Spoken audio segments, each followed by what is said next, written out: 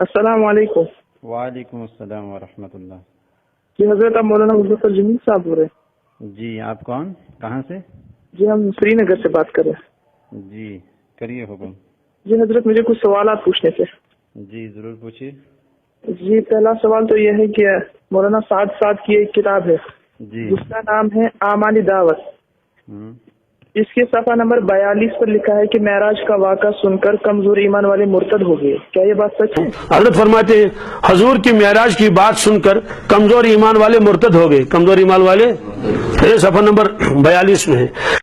جی یہ بات بالکل سچ ہے۔ حوالہ اس کا؟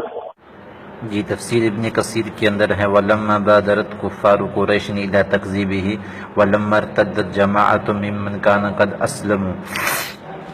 اور معرف القرآن جلد 5 صفحہ نمبر 439 کے اندر بھی یہ بات لکھی ہوئی ہے کہ کفار مکہ نے آپ علیہ السلام کی تکذیب کی یہ خبر سن کے اور نو مسلم لوگ مرتد ہو گئے۔ یہ شفیع عثمانی صاحب کی جو تفسیر ہے معرف القرآن، اس کے اندر بھی یہ بات لکھی ہوئی ہے، اور ابن کثیر کی اس روایت کے اندر۔ اچھا جی، دوسرا سوال یہ ہے کہ اسی کتاب اعمال دعوت کے صفحہ نمبر 97 پر لکھا ہے کہ انسان کے 5 دشمن ہیں۔ جی نفس، دوسرا تو شیطان، تیسرا بیوی، چوتھا برا ماحول اور 5واں بری عادتیں۔ 4 تو سمجھ میں آ گئی، مگر یہ بیوی دشمن ہے، یہ کہاں لکھا ہے؟ ہمارے دشمن 5 ہیں۔ یہ کتاب ہے اعمال دعوت۔ کیا یہ اس سے اول ہے، اس سے پہلے بھی اس کے حوالے آ چکے تھے۔ اس میں درجنوں چیزیں ایسی ہیں، لیکن میں ایک ہی مجلس میں نہیں، کیونکہ لوگ تو وہ دیکھتے دیکھتے وہ تنگ آ جاتے ہیں۔ آج تو فرصت بھی زیادہ لوگوں کو نہیں۔ یہ دیکھ لیا آپ نے کیا فرمایا؟ ہمارے کتنے دشمن ہیں؟ 5۔ تو اب یہی عقیدہ رکھنا ہے نا، ہمارے 5 دشمن ہیں۔ اب سن لیجئے کون کون دشمن ہیں۔ نفس، بالکل صحیح، حدیث پاک میں سب سے بڑا دشمن تو نفس ہے، آدھا عدو کا آیا روایت میں۔ نمبر 2 شیطان، کیا ہے دشمن کی نہیں؟ بالکل۔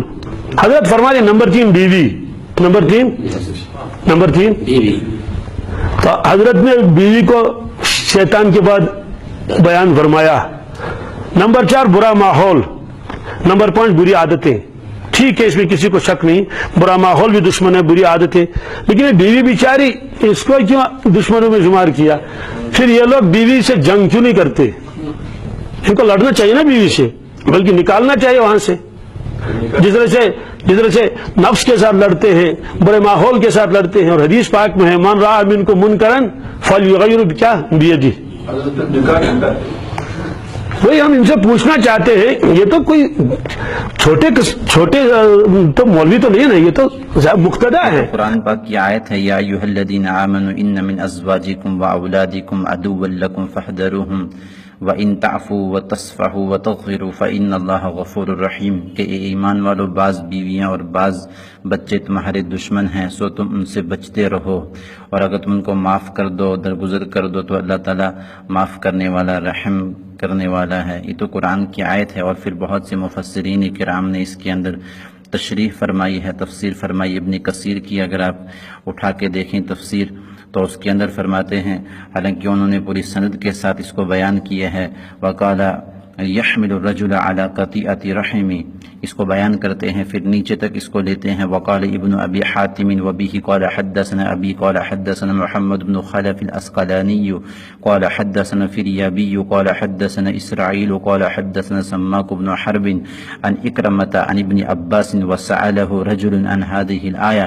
یہ پوری سند کے ساتھ بیان کرتے ہیں اور کہتے ہیں کہ وسأله رجل عن هذه الآیہ، کہ کسی آدمی نے ان سے سوال کیا اس آیت کے بارے میں، یا ایھا الذین آمنوا ان من ازواجکم واولادکم عدوا لکم، تو انہوں نے فرمایا قال فہؤلاء رجال اسلموا من مکہ، فرمایا کہ کچھ لوگ تھے جو مکہ کے اندر ایمان قبول کیا، جنہوں نے فارادوا ان یاتوا رسول اللہ صلی اللہ علیہ وسلم، تو انہوں نے ارادہ کیا کہ وہ آپ علیہ الصلوۃ والسلام کے پاس آئیں، فابى ازواجهم، تو ان کی بیویوں نے انہیں ہجرت کرنے سے روک دیا، واولادهم، اور ان کے اولادوں نے بھی انہیں ہجرت کرنے سے روک دیا، فلما آتو رسول اللہ صلی اللہ علیہ وسلم، تو بس جب وہ آپ علیہ صلاۃ والسلام کے پاس آئے، فَأَرَاهُ النَّاسَ قَدْ فَقِهُوا فِي الدِّينِ، تو انہوں نے دیکھا کہ لوگ دین سیکھ رہے ہیں، فَهَمُّوا أَن يُعَاقِبُوهُمْ، تو انہوں نے بھی ارادہ کر لیا کہ ہم ان کے پاس ٹھہریں۔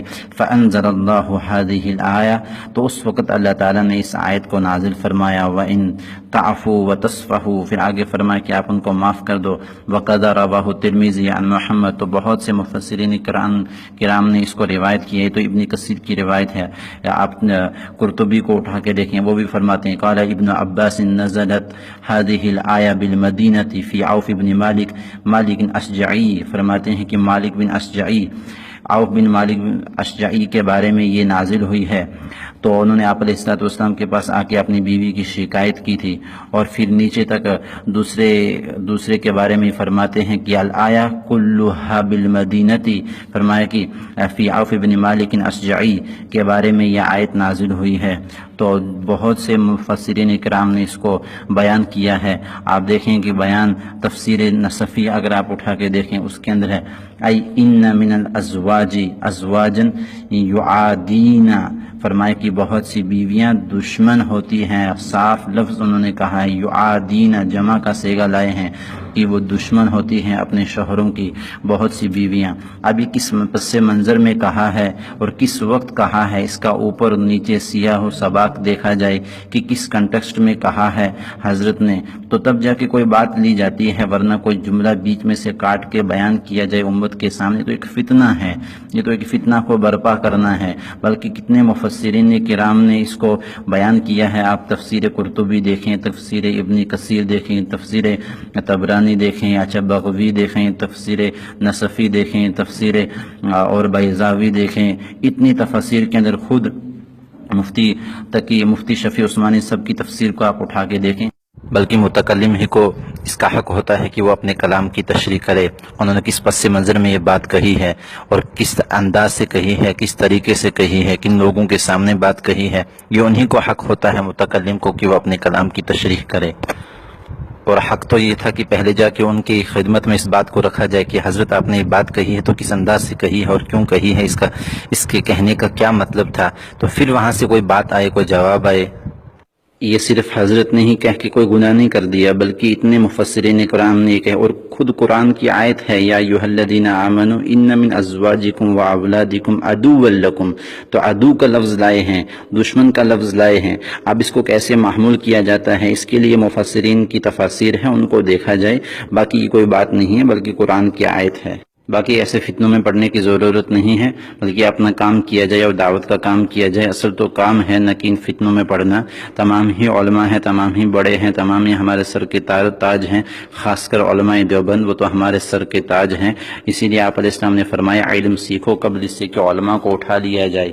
یہ نہیں کہا کہ علم اٹھ جائے گا، کہا ان اللہ لا يقبض العلم انتزاعا، علم نہیں اٹھے گا، ولکن يقبض العلم بقبض العلماء، علماء کو اٹھا لیا جائے گا، حتی اذا لم يبقى عالما، جب کوئی عالم دھرتی پہ نہ رہے گا، اتخذ الناس رؤوسا جہالا، تو جاہلوں سے سوال کیا جائے گا، فسئلوا، انہیں سوال کیا جائے گا، فافتؤوا بغیر علم، تو ان کے پاس علم نہیں ہوگا، وہ اپنی عزت بچانے کے لیے فتوے دیں گے، فدلوا، وہ خود بھی گمراہ، وادلوا، وہ تمہیں بھی گمراہ کر دیں گے۔ اس لیے علماء سے جڑا جائے، ان کی مجالس میں جایا جائے، مشائخ کے پاس جایا جائے، بڑوں کے پاس جایا جائے، اور ان کی مجالس کے اندر بیٹھ کے علم کو بھی سیکھا جائے، تربیت کو بھی سیکھا جائے، تقوی اور طہارت کو بھی سیکھا جائے۔ یہ ہمارے بڑے ہیں، علماء ہیں۔ اور علم، آپ علیہ السلام نے فرمایا کہ فضل العالم علی العابد، عالم کی فضیلت عابد پہ ایسی ہے کہ فضلی علی ادناکم، جیسے میری فضیلت تم میں سے ایک ادنا صحابی پر ہے، ایسے عالم کی فضیلت عوام پہ ہوا کرتی ہے۔ اس لیے عوام کو چاہیے کہ وہ علماء سے جڑے، اور ہمارا کام تو کام کرنا ہے، کسی کی مخالفت کرنا نہیں، بلکہ آپ یہ تو پوری کی پوری امت ہے۔ فرمایا کل جسد الواحد، تم ایک جسم کی طرح ہو، میری زبان سے کوئی ایسا لفظ نہ نکلے کہ دوسرے کی دل آزاری ہو، دوسرے کا دل ٹوٹے اور اس کے خلاف کوئی ایسی بات جائے۔ آپ علیہ السلام سے ایک صحابی نے پوچھا انبینی بعمل یدخلنی الجنہ، مجھے کوئی ایسا عمل بتاؤ کہ میں جنت میں داخل کر دیا جاؤں۔ آپ نے فرمایا ان شئت انبأتک براس العمود وذروۃ سنامہ وبملاک ھذا کلی، تو چاہے تو دین دین کا سرا بتاؤں، اپنی پوری شریعت بتاؤں؟ کہا ما ہوا، وہ کیا ہے؟ آپ نے فرمایا یا معاذ کف ھذا، زبان کو پکڑ کے کہا کہ بس اس کی حفاظت کرو، یہ محفوظ ہے تو پورا دین محفوظ ہے، اس لیے اپنی زبانوں سے ولا تجسسوا، لوگوں کے عیب تلاش نہ کرو، ولا یغتب بعضکم بعضا، اور تم ایک دوسرے کا غیبت نہ کرو، عیب تلاش کرنے کا بالکل حکم نہیں ہے۔ بس یہ تو ایک بات چل پڑی ہے، ہر کس و ناقص جس کو بھی کوئی بات آئے تو وہ مولانا صاحب کی طرف منسوب کر دیتے ہیں اور ان کی مخالفت شروع ہو جاتی ہے۔ ارے بھائیو، اپنے ایمان کی فکر کرو اور اپنی آخرت کی فکر کرو۔ اس کے بارے میں تو شیخ الحدیث حضرت مفتی مظفر صاحب نے کتنی ہی زبردست بات کہی تھی کہ ہم سب کے سب ہمارے، اور نہ ہم کسی کا فریق بننا چاہتے ہیں، یہ حضرت نے فرمایا تھا۔ اپنی فکر کریں، اوروں کی فکروں کو چھوڑ دیں۔ وَلَا تَجَسَّسُوا، قرآن کا حکم ہے کہ عیب تلاش نہ کرو، وَلَا يَغْتَب بَعْضُكُمْ بَعْضًا، اور ایک دوسرے کی غیبت نہ کرو، بلکہ اپنی فکر کرو، اپنے اندر دین کو لانے کی فکر کرو اور اپنا ایمان پہ خاتمہ ہو جائے، اس کی فکر کی جائے۔